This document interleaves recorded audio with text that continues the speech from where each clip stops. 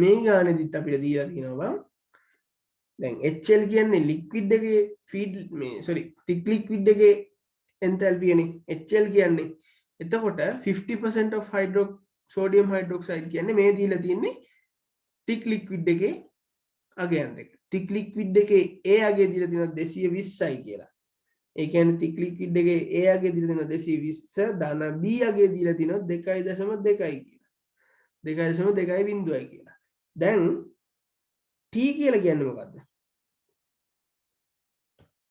දැන් බං T කියලා කියන්නේ මොකද්ද TL මයි ඒ කියන්නේ TL කියලා කියන්නේ solution එකේ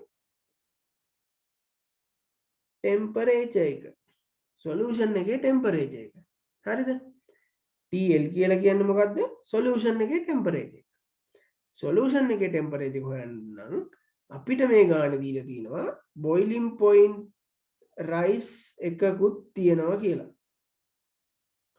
එකකුත් තියෙනවා මේ ගානේදී ඒ BPR එක එතකොට එනවා BPR එක එනවා 37යි කෙල්වින් කියලා හරිද එතකොට අපි හොයාගන්න ඕනේ අපි ඊට TL හොයන්න නම්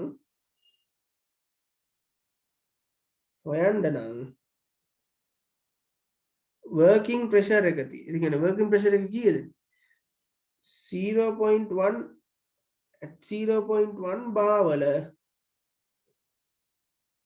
temperature එක හොයලා ඒ temperature එක හොයලා ඒ එන temperature එක 0.1 bar වල temperature එකට ඒක TS කියලා ගත්තොත් 0.1 bar වල temperature එක TS නම් ඒ එන්නේ අර අපේ වාෂ්ප වෙලා යන වේප වල උෂ්ණත්වයනේ sorry ඔව් ඒ වාෂ්ප වෙලා යන වේප වල උෂ්ණත්වය තමයි මෙතනින් එන්නේ ඒ කියන්නේ මෙන්න මේක තමයි එන්නේ මෙන්න මෙතනින් එන්නේ මෙන්න මේ වේප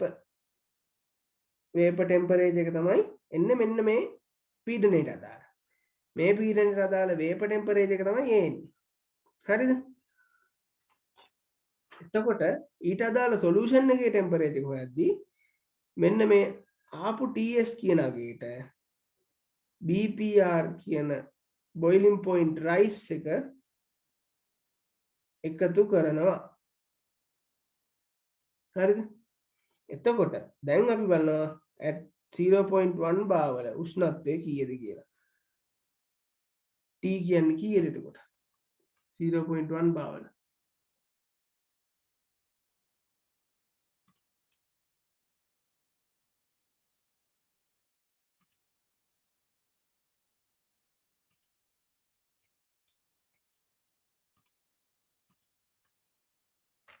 0.1 bar වල එනවා එතකොට උෂ්ණත්වය 45.8යි කියන උෂ්ණත්වය වෙනවා 45.8යි ඩිග්‍රී සෙල්සියස් කියලා මෙන්න මේ 40 T සොලියුෂන් හොයන්න නම් TL හොයන්න නම් මෙන්න මේ 45.8යි කියන උෂ්ණත්වයට එකතු කරන්න ඕනේ 37යි කෙල්වින් එතකොට T සොලියුෂන් එක එනවා 40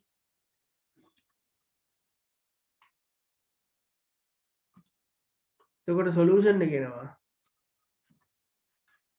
කෙල්වින් කියලා සොලියුෂන් එක එනවා 45.8 ධන 37යි කියලා එතකොට අපිට උත්තර එනවා 82.8යි කියලා අන්න එතකොට අපිට HL හොයන්න පුළුවන් 220 ධන 2.2 බිඳුව වැඩි කිරීම 82.8යි කියලා. එතකොට අපි ලියවුවොත් LHL සමාන වෙනවා L කියන්නේ 7.5යි කියලා අපිට ආවා. L කියන්නේ 7.5යි කියලා අපිට ආවා. එතකොට මේක 220 ධන 2.2 බිඳුව වැඩි කිරීම 82.8 කියලා එනකොට මෙන්න HL කියන එක එනවා LHL කියන කෙනවා 2000 අනේ sorry 7.5 නෙවෙයි L කියන්නේ බං L කියන්නේ 5යි කියලා අපිට ආවේ. හරිද? අපිට ආවේ නෙවෙයි. ගානේ දීලා තියෙන්නේ L කියන්නේ 5යි කියලා. හරිද? එතකොට අපිට එන උත්තරේ දැන් මේක සුළු කරාම උත්තරේ එනවා 2010.8 කිලෝවොට් කියලා. හරිද? මේ එතකොට හොයාගත්තේ LH. දැන් අපි ඊළඟට හොයා ගන්නවා. අන්න දැන් අපි ගන්නවා බොයිලින් පොයින්ට් රයිස් එකත් එක්ක අර ඉස්සෙල්ලා ඉන්ටර්පොලේට් කරද්දී අපිට ආපු වගේ කැලල HV හදන විදිය. VHV එක ගන්නවා. VHV එක හදන විදිය ගන්නවා. VHV. එතකොට B කියන එක අපි දන්නවනේ 7.5 සමානයි B. V කියන එක 7.5 කියලා කියනවා. හරිද? ඊට පස්සේ HV හොයන්න නම්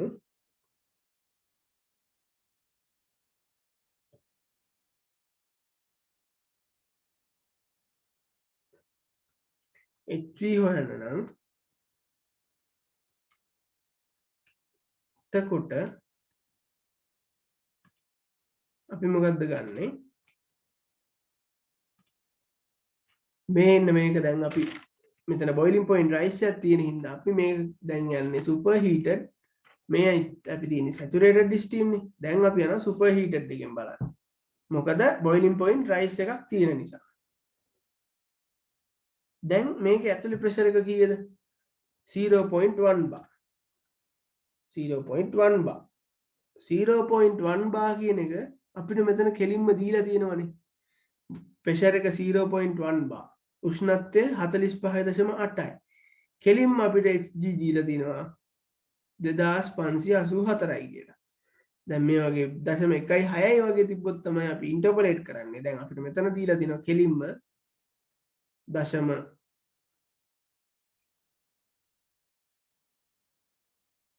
මේක දීලා තියෙනවා. හැබැයි අපි උෂ්ණත්වයත් එක්ක සලකන්න එපා.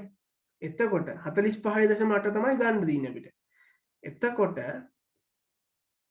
මෙන්න මේ විදිහට ඉස්සල්ලා වගේම වගුවක් ගැහුවොත් මෙන්න මේ විදිහට අපේ ප්‍රෙෂර් එක එකමයි. හරිද? ප්‍රෙෂර් එක at 0.1 bar. 0.1 bar වල මෙන්න මෙහෙම ප්‍රෙෂර් එකක් තියෙනවා. හරිද? දැන් මේක අපි ඉන්ටර්පොලේට් කරොත්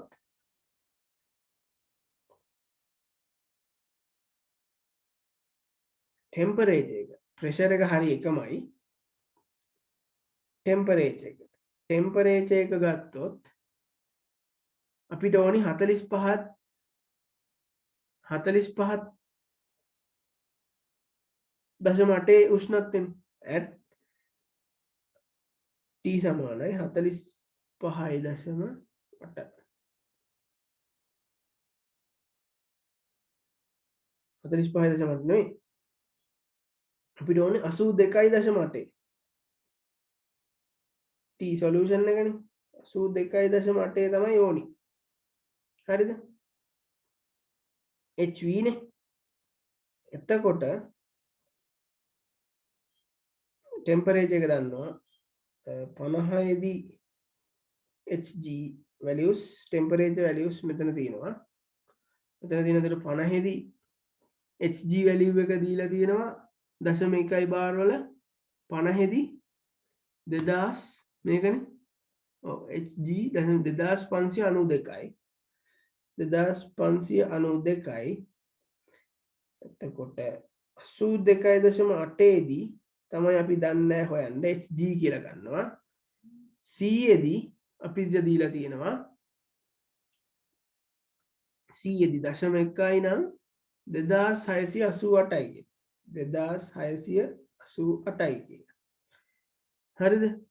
දැන් මේක ඉන්ටර්පොලේට් කරාම එනවා Hg වලගේ.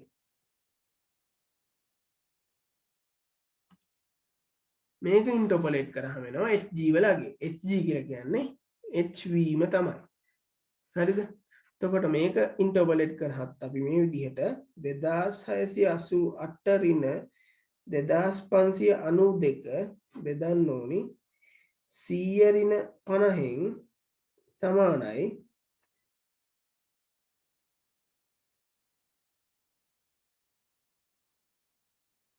HG ඍණ 2592 බෙදන්න ඕනි 82.8 ඍණ 50. ඔන්න ඕක තමයි මේ ඉන්ටර්පොලේෂන් එකෙන් එන්නේ. එතකොට HV කියන එක අපි දන්නවා. අපිට හොයාගන්න පුළුවන්. අපිට කැල් එකේ ගැහුවොත් මේ විදිහට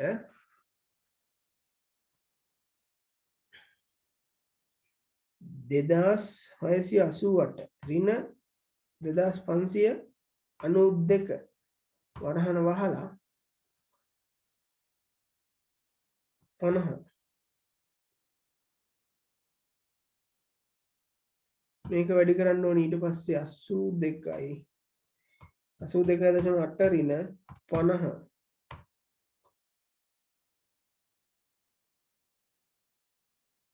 කට එකතු වෙනවා ඊට පස්සේ අන්තිමට 2592 92 එතකොට එන උත්තරේ 2654යි කියන.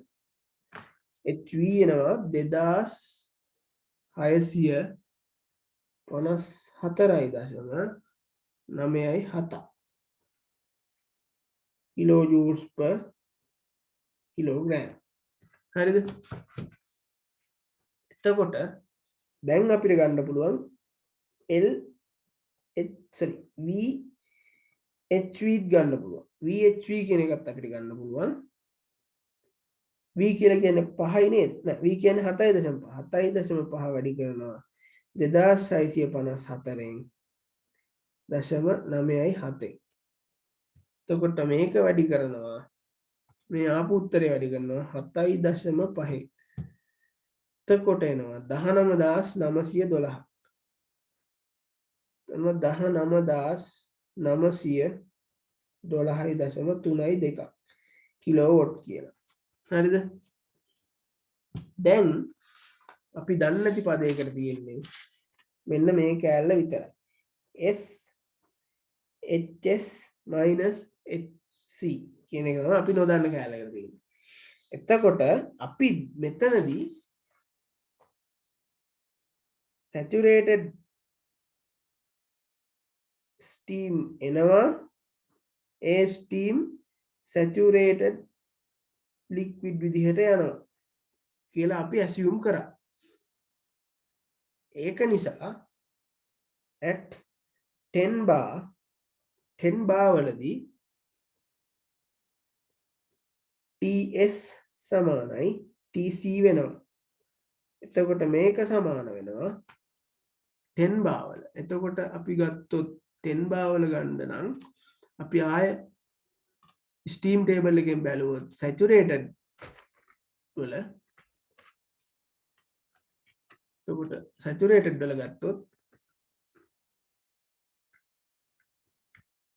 10 bar නේ 10 bar කියලා කියන්නේ මෙන්න මෙතන මේ තියෙන්නේ 179 දශම කීයද 179 දශම මෙතන 10 bar 179.9යි සෙල්සියස් 79.9යි ඩිග්‍රී සෙල්සියස්. හරිද? at 10 bar වල HG කියලා කියන්නේ මොකද්ද?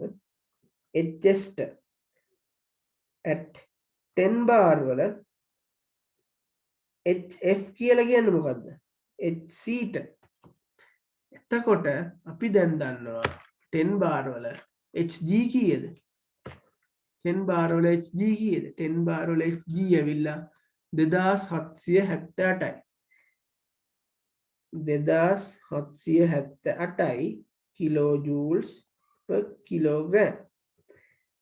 HC ඒ කියන්නේ HF 10 bar වල HF 10 bar වල HF කීයද? 783යි.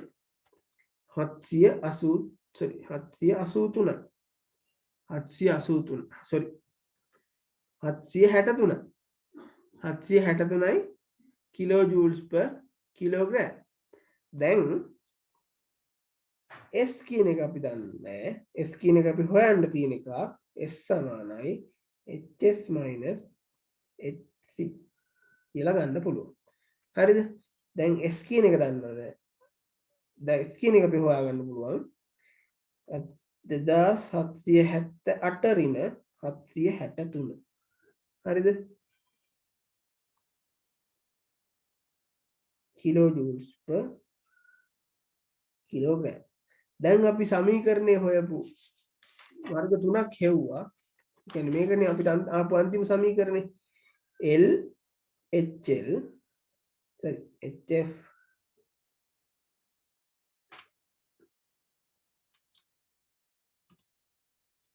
FHF ධන S HS minus HC සමානයි L HL ධන VHV කියලා ආපු සමීකරණේ FHF හොයුවා. FHF කීයද ආවේ? FHF ආවේ 1412.5 කිලෝවොට්. ධන මේකත් අපි හෙව්වා. S දන්නේ නැති වුණත් අනිත් ඒවා හොයලා තියෙන 2778 ඍණ 763 සමානයි LHL උත් හොයලා තියෙන්නේ. LHL කීයද? LHL ඇවිල්ලා LHL අපිට ආවේ කීයද? LHL දෙනවා 2010. 2010.8ක් වෙනවා. ඒකත් කිලෝවොට් වලින් එන්නේ. ධන VHV VHV කීයද ආවේ? VHV ආව 19912.3.2 නේද?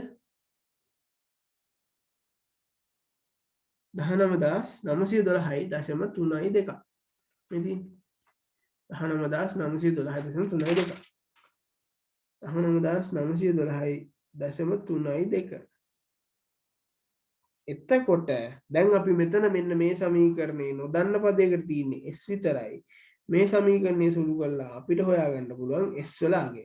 හරිද? මම සුළු කිරීම කරන්න යන්නේ නැහැ බං. මේ සමීකරණ සුළු කරලා හොයාගන්න පුළුවන් S වල අගය. ඒකක ගැන සැලකිලිමත් යන සුළු කරද්දී මේක නම් අවුලක් නැහැ. කිලෝජූල්ස් තියෙන්නේ කිලෝවොට් තියෙන්නේ. ඒකින්ද එක සැරේම ගත්ත හැකි. ඊට පස්සේ බං දැන් අපි S උත් හොයාගත්තනේ. දැන් අපි අන්තිමට ආදේශ කරනවා Q සමානයි UA delta T. දැන් Q අපි දන්නවා S HS minus HC කියලා සමානයි UA T condensate minus T solution. අපි T condensate එකත් හොයාගත්තා. T solution එකත් හොයාගත්තා. S උත් හොයාගත්තා. HC උත් හොයාගත්තා. S උත් හොයාගත්තා. U උත් හොයාගත්තා. U හොයාගත්ත කියන්නේ U දීලා තියෙනවා. අපි නොදන්නේ A විතරයි. දැන් මේ සමීකරණය සුළු කරලා A හොයාගන්න පුළුවන්. එතකොට S දන්නවා 2778 ඍණ 763 S හොයාගන්නේ මෙතනින් සමාන වෙනවා U කියන එක දීලා දෙනවා 2.8යි කියලා. වාරයක් A දීලා තිනවා. දැන් T condensate එකේදී උෂ්ණත්වය එන්නේ 179.9 ඩිග්‍රී සෙල්සියස් ඍණ T solution කියලා කියන්නේ 82.8යි නේද? මේ තියෙන්නේ 82.8යි. 82.8යි ඩිග්‍රී සෙල්සියස්. එතකොට අපිට මේකෙන් හොයන්න පුළුවන් A කියන්නේ මොකක්ද කියලා. අන්න ඕක තමයි බං. මෙන්න මේකෙන් අපිට හොයන්න පුළුවන් A කියන්නේ මොකක්ද කියලා. මේ S ගන්න මෙතන. S අපි හොයනවනේ මෙතන උඩ සමීකරණය ආදේශ කරලා. ඊට පස්සේ A හොයන.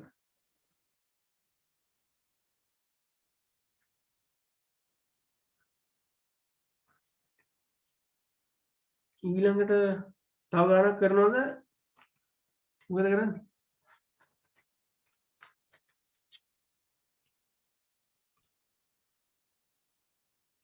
අපිට බං ඉතුරුන තියරි පාර්ට් එක කර තියෙන්නේ මෙන්න මේ දැන් අපි ඔක්කොම දැන් අපි කතා කරේ මේ මොනවා ගැනද? අපි කතා කරේ බං සිංගල් ඉෆෙක්ටිව් ඔපරේටර්ස් ගැන. මෙච්චර දවසක් අපි කතා කරේ සිංගල් ඉෆෙක්ටිව් ඔපරේටර්. දැන් අපි කතා කරන්න යන්නේ බං මල්ටි ඉෆෙක්ටිව් ඔපරේටර්ස් ගැන. හරිද? මල්ටි ඉෆෙක්ටිව් ඔපරේටර්ස් කියන්නේ මොකක්ද? අර ඉස්සෙල්ලා අපි කිව්වා සිංගල් ඉෆෙක්ටිව් ඔපරේටර් එකකින් වේස්ට් එකක් විදිහට යන වේපර් එක සෙකන්ඩ්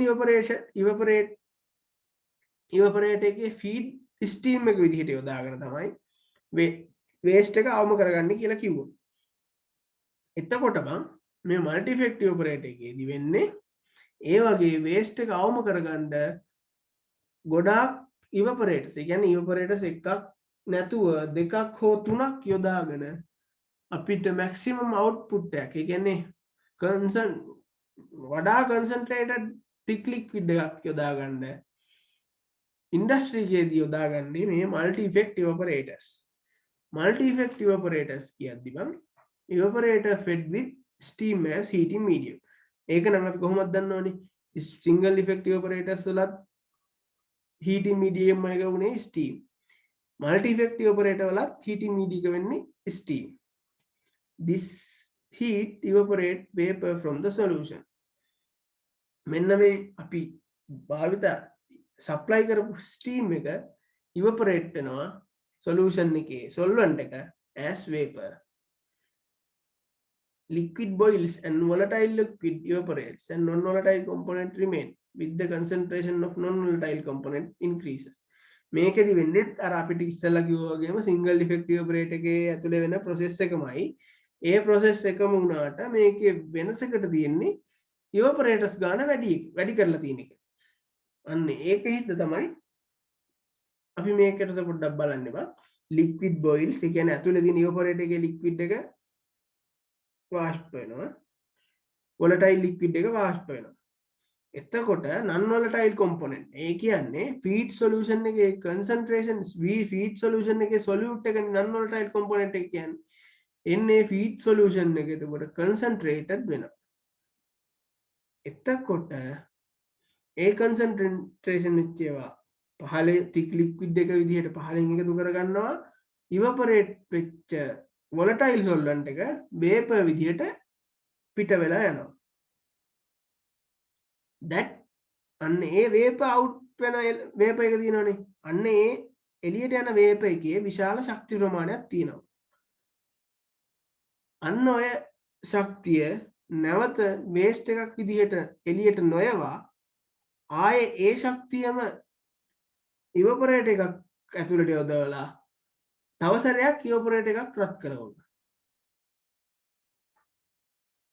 ඒක අපි කතා කරොත් බං දැන් මේ පින්තූර සටහනක් රූප සටහනක් අඳුම් බං ඔගෙ තේරෙයි.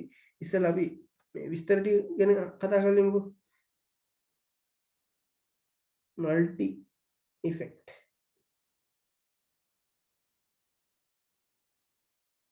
multi effective operators. හරිද? මේකෙදි heating medium එක steam යි. හරිද? අරක වගේම මම මේක කියන්නේ නැහැ. liquid boils and volatile liquid evaporates and non-volatile component remain with the time. Concentration of non-volatile component increase. Vapor out එක සමානයි. vapor out එකේ high energy එකක් තියෙනවා. ඒ high energy එක waste කරන්නේ නැතුව තව එකකට යොදා ගන්නවා.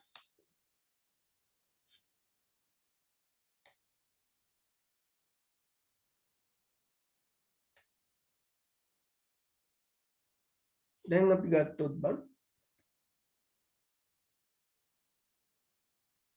මේක ඇඳොත් අපි evaporators අපි normally අඳින multi effect evaporator එක තමයි මේක.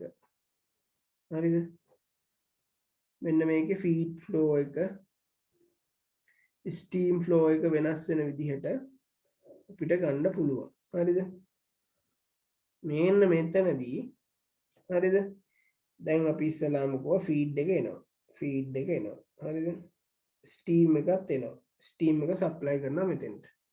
ඊට පස්සේ මෙන්න මෙහෙම කන්ඩෙන්සේට් එක යනවා පල්ලෙහාට. හරිද? මේ කන්ඩෙන්සේට් එක. මේ C එතකොට හරිද? දැන් මේකේ තික් ලික්විඩ් එක එනවනේ. තික් ලික්විඩ් එක L. මේක L එනවා. හරිද? මෙන්න මේ L සහ මේකෙන් අවුට් වෙන වේපර්. මේකෙන් අවුට් වෙන වේපර් එක දෙවනි ෆීඩ් සොලියුෂන් එකේ ස්ටීම් එක විදිහට යොදා ගන්න. මෙන්න මේ වේපර්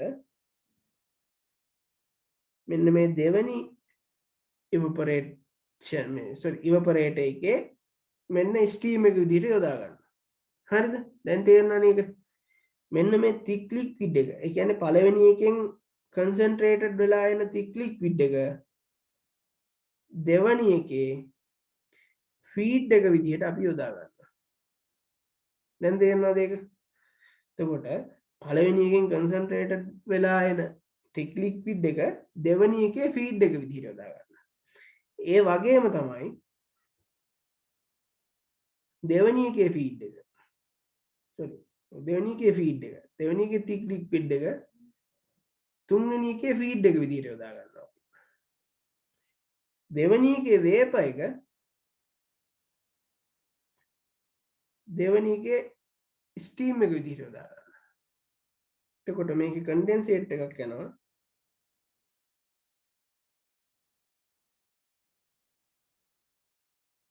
කන්ඩෙන්සේට් එකකුත් යනවා. එතකොට මේක අන්න යනවා ෆයිනල් ප්‍රොඩක්ට් එක විදිහට. මේක යනවා ෆයිනල් ප්‍රොඩක්ට් එක විදිහට. මේකෙත් කන්ඩෙන්සේට් එකක් එනවා. ඒක ඔක්කොම එළියට ගිහිල්ලා තව බොයිලර් එකකට යනවා. මෙන්න මේ බොයිලර් එකට ගිහිල්ලා දැන් මේ අපිට කන්ඩෙන්සේට් එකනේ ආවේ මෙතනින්. මේ ආවේ කන්ඩෙන්සේට් එක වා. කන්ඩෙන්සේට් එක ආපු නිසා දැන් මේ කන්ඩෙන්සේට් එක එළියට ගියොත් වේස්ට් එකක් නේ වා. මේ කන්ඩෙන්සේට් එක එළියට ගියොත් වේස්ට් එකක්.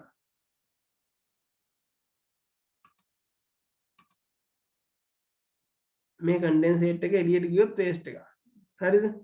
ඒක හින්දා අපි ගන්නවා මේක බොයිලර් එකකට යවනවා. බොයිලර් එකට යවලා ආය මේක මේ බොයිලර් එකෙන් ඕනනම් අපිට පුළුවන් ස්ටීම් එක විදිහටම මේක යොදා ගන්න. මේ බොයිලර් එකට ඇඩ් කරපු එක ආය මේක ඕනනම් ස්ටීම් එක විදිහටම යොදා ගන්න පුළුවන්. එතකොට මේක අර මේ වේස්ට් එකක් විදිහට යන්නේ නැහැ. මේකේ වේපර් එක යනවා. මේකේ වේපර් එක තුන්වෙනි එකට යනවා. මේකේ වේපර් එක අපි යනවා බැරෝමැට්‍රික් ලෙග් එකකට. එන්න ඒ බැරෝමැට්‍රික් ලෙග් එකෙන් තමයි බං B ලෙග් එකෙන් තමයි මෙන්න මේ ඇතුලේ වැකියුම් මේ ප්‍රෙෂර් එක මේන්ටේන් කරගන්නේ. මේකෙදි අපි දැනගන්න ඕනේ විශේෂම දෙයක් තමයි බං පළවෙනි එක ඔපරේට් වෙන්නේ P1 වලින් නම් පළවෙනි එක ඔපරේට් වෙන ටෙම්පරේචර් එක T1 නම් පළවෙනි එකේ කන්සන්ට්‍රේෂන් එක x1 නම් දෙවෙනි එකේ ඔපරේට් වෙන්නේ P2 නම් දෙවෙනි එක ඔපරේට් වෙන ටෙම්පරේචර් එක T2 නම් දෙවෙනි එකේ කන්සන්ට්‍රේෂන් ලික්විඩ් එකේ කන්සන්ට්‍රේෂන් එක x2 නම් තුන්වෙනි එකේ කන්සන්ට්‍රේෂන් එක x3 නම් P3 T3 වලින් ඔපරේට් කරනවා නම් අපිට මේ ගැන සම්බන්ධයක් ගන්න පුළුවන්. හරිද? ඊට පස්සේ මෙතනදී බං වෙන්නේ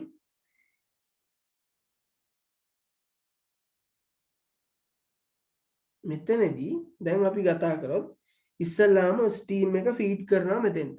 හරිද? අපි හිතමුකෝ මෙතන ස්ටීම් එක 150යි කියලා. අපි හිතමු මෙතන ස්ටීම් එක 150යි කියලා. හරිද? 150යි නම් වේපර් ප්‍රෙෂර් එක කීයද?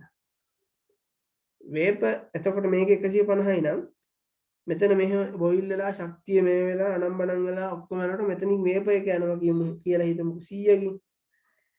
100කින් වේපර් එක යනවා. හරිද? එතකොට මේ ඉවපොරේටර් එකේ ෆීඩ් ස්ටීම් එක කීයද? මේක 100 වෙනවා එතකොට. එතකොට මේට වඩා ස්ටීම් එක අඩුද? අඩුයි. හරිද? එතකොට මේකෙන් යනවා ඊට පස්සේ 90ක මේකෙන්. එතකොට 90යි. එතකොට මේකෙන් එන එක 90යි ඩිග්‍රී සෙල්සියස්. මේකෙන් යන එක එතකොට 85ක් වගේ තමයි යන්නේ. ඒත් ලොකු ශක්තියක් පිට වෙනවා.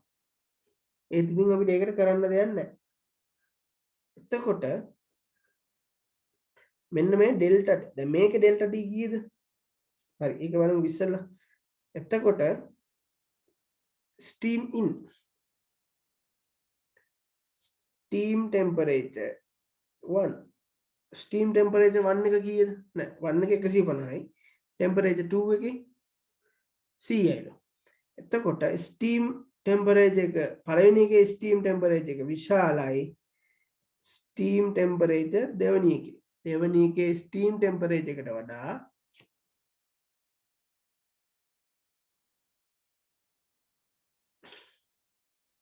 පළවෙනි එකේ steam temperature එකට වඩා දෙවෙනි එකේ steam temperature එක කුඩායි. දෙවෙනි එකේ steam temperature එකට වඩා තුන්වෙනි එකේ steam temperature එක කුඩායි. හරිනේ. මේක අපි දැනගන්න පුළුවන් නේ. එතකොට අන්න ඒ වගේ වෙනකොට ඩෙල්ටා T වලට මොකද වෙන්නේ?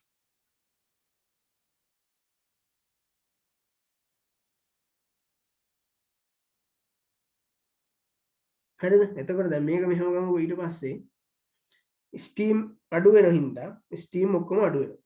හරිද? ස්ටීම් අඩු වුණාම මොකද වෙන්නේ? Steam supply heat temperature steam supply කරන හීට් එක අඩු වෙනකොට බොයිලින් පොයින්ට් 1 ඒ කියන්නේ මෙන්න මේකේ බොයිලින් පොයින්ට් එක BP1 1 එකට වඩා BP2 එක අඩුයිනේ. මේකේ ස්ටීම් එකේ එනර්ජි එක අඩුයි මේකේ ස්ටීම් එකේ එනර්ජි එක වැඩි. ඒ වුණාට මේකේ බොයිලින් පොයින්ට් එකට වඩා මේකේ බොයිලින් පොයින්ට් එක අඩු වෙනවා. ඒකේ බොයිලින් පොයින්ට් එකට වඩා තුනේ බොයිලින් පොයින්ට් එක අඩු වෙනවා. මොකද ඊටත් වඩා ස්ටීම් ටෙම්පරේචර් එක අඩු නිසා. හරිද?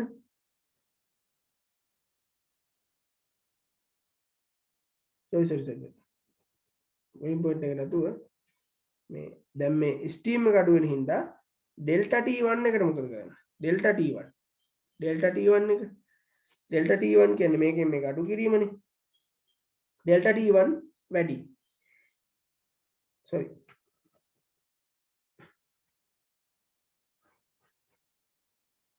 ඩෙල්ටා T1 එක කීයද? ඩෙල්ටා T1 එක 50යි. ඩෙල්ටා T2 එක කීයද? ඩෙල්ටා T2 එක 10යි. ඩෙල්ටා T3 කීයද? 5යි. එතකොට ඩෙල්ටා T3 කුඩායි ඩෙල්ටා T2 විශාලයි ඩෙල්ටා T1 කියලා ගන්න පුළුවන්. ඩෙල්ටා T1 විශාල වෙන්න මොකද වෙන්නේ? අපි ඉස්සෙල්ලා කතා කරා තියරි එකේදී ඩෙල්ටා T1 විශාල වෙන්න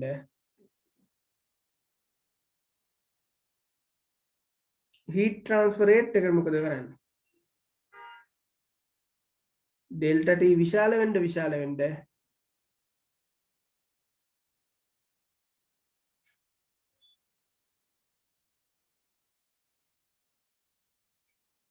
heat transfer rate එක මොකද කරන්නේ? ඩෙල්ටා T විශාල වෙන්න ඩෙල්ටා T වැඩි. දැන් මෙහෙට මේකේ ඩෙල්ටා T එක වැඩි T2 වැඩි T3 අඩු. එතකොට heat transfer rate එක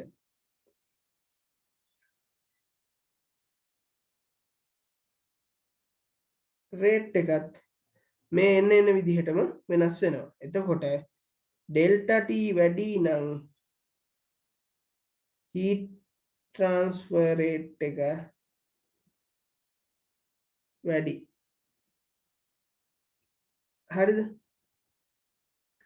මෙහෙම heat transfer වෙන්න නම් මේක natural flow වෙන්න නම් දැන් අපි කලින් අර multi effect එකේ මුලම වගේ අපි කතා කරා පළවෙනි එකේ pressure එකට වඩා දෙවෙනි එකේ pressure එක අඩු වෙන්න ඕනි දෙවෙනි එකේ pressure එකට වඩා තුන්වෙනි එකේ pressure එක අඩු වෙන්න ඕනි.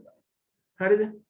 පළවෙනි එකට වඩා දෙවෙනි එක අඩු වෙන්න ඕනේ, දෙවෙනි එකට වඩා තුන්වෙනි එක අඩු වෙන්න. එතකොට අපි ප්‍රෙෂර් එක ගැන ගත්තොත් P1 විශාලයි, P2 විශාලයි, P3 කියලා ගන්න පුළුවන්. ඒක නිසා T1 විශාලයි, T2 විශාලයි, T3 කියලා ගන්න පුළුවන්. මෙන්න මේ තියෙන්නේ boiling point of solution. මෙන්න මේ T කියලා ගත්තේ boiling point කියන එක.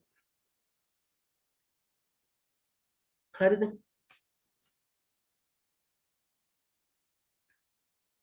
මේකෙදි මම දැනගන්න ඕනි විශේෂම කරුණ තමයි ස්ටීම්. දැන් ස්ටීම් එක ෆෙඩ් කරන ඉවපොරේටර් එක තියෙනවනේ. ස්ටීම් එක ෆෙඩ් කරන ඉවපොරේටර් එක තමයි ෆස්ට් ඉෆෙක්ට් ඉවපොරේටර් එක වෙන්නේ. ෆීඩ් එක ෆෙඩ් කරන එක ඉස්සෙල්ලාම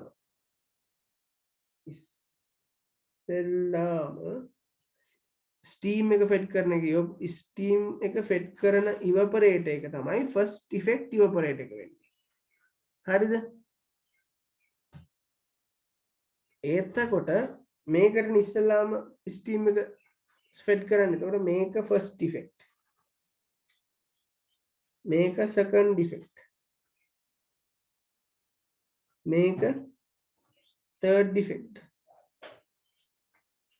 අන්න එතකොට ෆීඩ් එක සප්ලයි කරන එක තමයි ෆස්ට් ඉෆෙක්ට්. ඉස්සෙල්ලාම ෆීඩ් එක සප්ලයි කරන එක තමයි ෆස්ට් ඉෆෙක්ට් වෙන්නේ. එතකොට බං මේකේ ෆ්ලෝ ටයිප්ස් 4ක් තියෙනවා. ඒක තමයි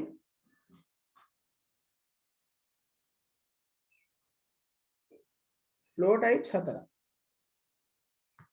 ෆ්ලෝ ටයිප්ස් 4ක් තියෙනවා. හරිද? ඒ කියන්නේ දැන් මෙතන ගත්තේ කොහොමද? ස්ටීම් එක ෆෙඩ් කරන එකනේ මේක. එතකොට ෆ්ලෝ එකත් ෆීඩ් ෆ්ලෝ එකත් ෆෙඩ් කරන්නේ මෙතෙන්ටම. හරිද? එතකොට මේ වගේ ෆීඩ් එක ෆ්ලෝ වෙන, يعني ෆීඩ් එක සප්ලයි කරන ක්‍රම 4ක් තියෙනවා. පළවෙනි ක්‍රමේ